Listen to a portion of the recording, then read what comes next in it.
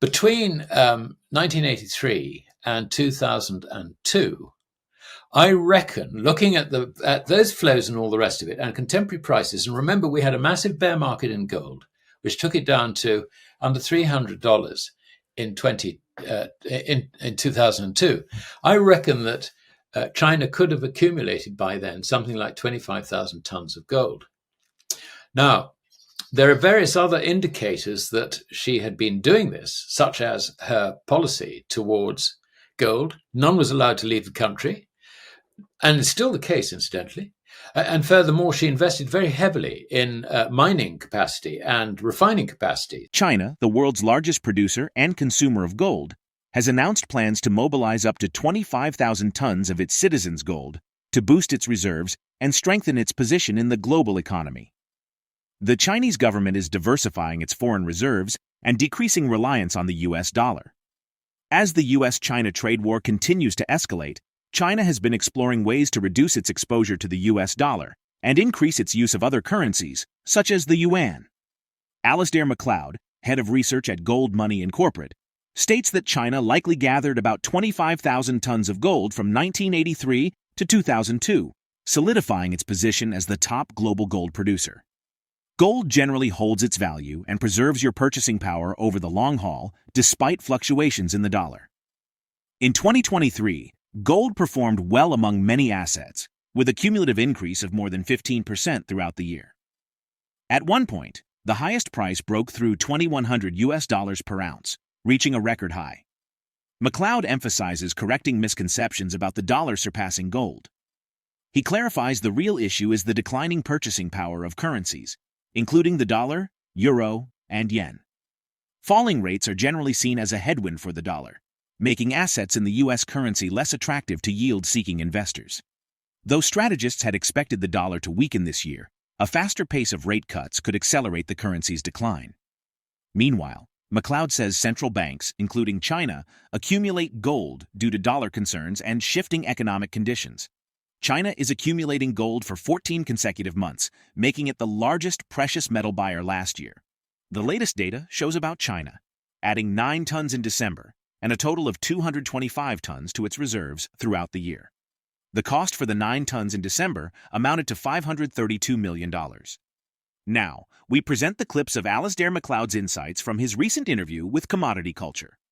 Before we continue to delve into this discussion, please subscribe to our channel and activate the bell icon for timely updates. To break down the barriers from over 50 years of US Treasury propaganda that the dollar is now money, having replaced gold, and gold is now no more than pet rock, whatever.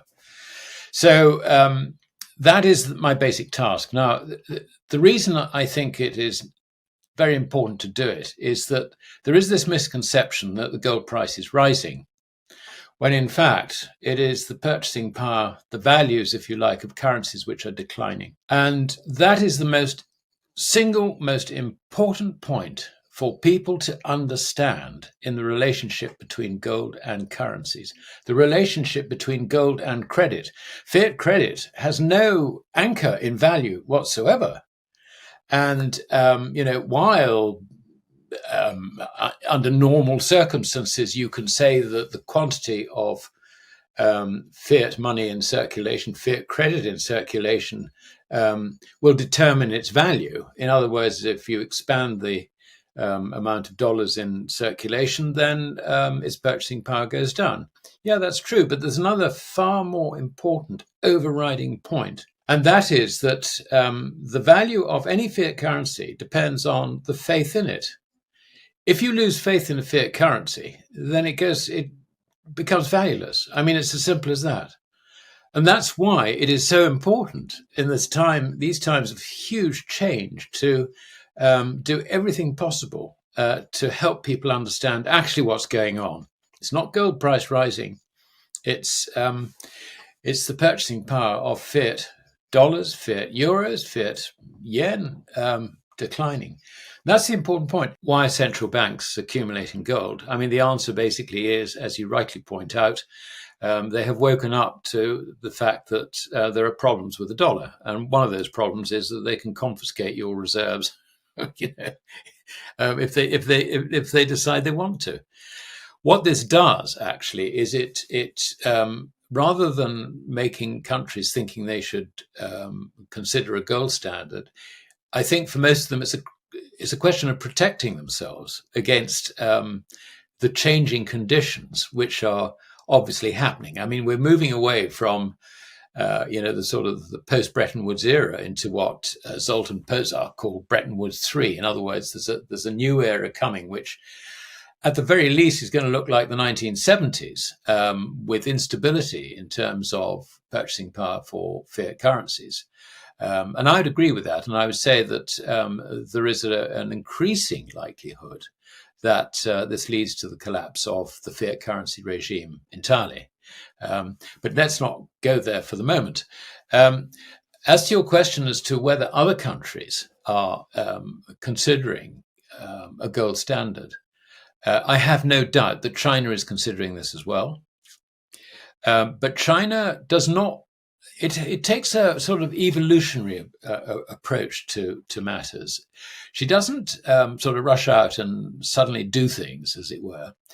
Her strategy basically is to let others make mistakes. And America has been making all the mistakes, and China just sort of sits there, nothing to do with us. We're just running our own affairs. And that's the sort of Confucius approach, if you like, Confucian approach, which actually is very much in the government psyche. I mean, I reckon that since 1983, when they first started accumulating gold, because they appointed the People's Bank specifically to do that, and I've got the original articles, which I'll put on my Substack, actually, that's a good idea, the original legislation appointing them. Now, what they did basically was they controlled the foreign exchange flows because no one in China could buy foreign currency. So everything had to go through the People's Bank. They siphoned off some of that. You had capital inflows in the 80s and in the early 90s, and then you had increasing exports. So you had a balance of payments bringing in foreign currencies. Alasdair Macleod notes Russia's strong economy with low taxes and a manageable debt-to-GDP ratio. Despite the challenges posed by external pressure and earlier negative forecasts, Russia's GDP growth in 2023 is expected to be 3.5%. Russian President Vladimir Putin said during a live broadcast on December 14th called Results of the Year with Vladimir Putin. Furthermore, Macleod underscores the necessity of improving the ruble's international credibility. He mentions Russian President Vladimir Putin appointing Sergei Glazyev to explore alternatives for the Eurasian Economic Union and reduce dollar dependence. Glazyev had warned for years that it was imperative for Moscow to sell out foreign exchange assets placed in the U.S., Britain, France, Germany, and others, which later ended up unleashing sanctions against Russia.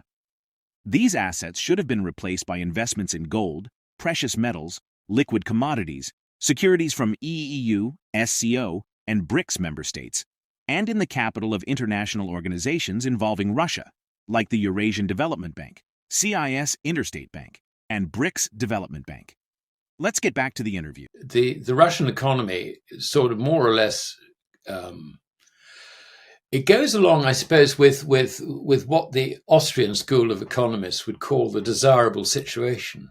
Income tax is 13% up to, I think, 5 million rubles. And then the highest rate of income tax is 15%. Oh, this is dreamland. It really is. Now, there are other taxes, admittedly, but you can see that there is not the disincentive that we have in the West towards running out and actually producing something because the state takes most of your money. So that's the first thing. The second thing is that Russia's debt to GDP, despite all the war spending in Ukraine, is only 22%. And she's got a surplus on a balance of trade. Okay, certainly due to her export of commodities, particularly oil and gas. It is underlying a very, very strong economy. The thing that's wrong with it is the international credibility for the ruble. Now, an interesting thing, while the underlying economic situation is so strong, the ruble basically has been incredibly weak. I mean, it's backed off from its lows, but it was, 1 ruble, 1 cent at one point, US cent, which I think goes to reinforce the point I was making, that when you've got a fiat currency, it is the credibility in the markets which will determine its purchasing power. That's what the Russians are finding. Now, there is within Russia schools of economic thought, I suppose, but one of the most important economists is a guy called Sergei Glaziev. Now, he was appointed by Putin to oversee the means by which the Eurasian Economic Union would manage to do without the dollar. The Eurasian Economic Union is basically a collection of countries which are to the south of Russia and to the north of, I suppose, Tibet and Afghanistan and so on, plus Belarus, and of course, including Russia herself. These countries don't really rely very much on imports from the Western world. Yet, in their transactions, they have to use dollars. And the reason they have to use dollars is if you, let's say, you're an importer in country A, you've got your own currency, but as an importer, you've got to pay, the person that you're buying goods from abroad from. So what you have to do is you have to sell your currency, buy dollars. And if he won't take dollars, which is usually the case, then you have to sell dollars to buy his own currency to credit his bank account. So the dollar is always in there. It's the piggy in the middle, as it were, in these transactions. I mean, obviously, when it's state to state, this isn't the case. So, the arrangements that Russia has directly with China at a state level, that doesn't involve the dollar at all. But for ordinary trade, you have this extra step. And this means two things. It's expensive, unnecessarily. And the second thing, which is more important, is that every transaction in dollar credit, if it is done through an American bank, which is usually the case in the foreign exchange markets, or very often the case, then that deal is reflected back in New York in that bank's accounts, so that the American intelligence services, if you like to put it that way, do have a pretty good handle on everything that you're doing, back on the Silk Road. So that was the whole thing. The official gold reserves may further increase as the country diversifies reserve assets, said Wang Yuxin, a senior researcher at the Bank of China. The U.S. government debt problem will further evolve in 2024, making gradually cutting the proportion of U.S. debt in reserves conducive to reserve asset security. What are your thoughts on this evolving trend? And how might it impact your gold investment strategy in the coming years? Share your thoughts in the comment section below. If you find this video informative, don't forget to support our channel and turn on notifications to stay informed about our latest videos. See you in the next video.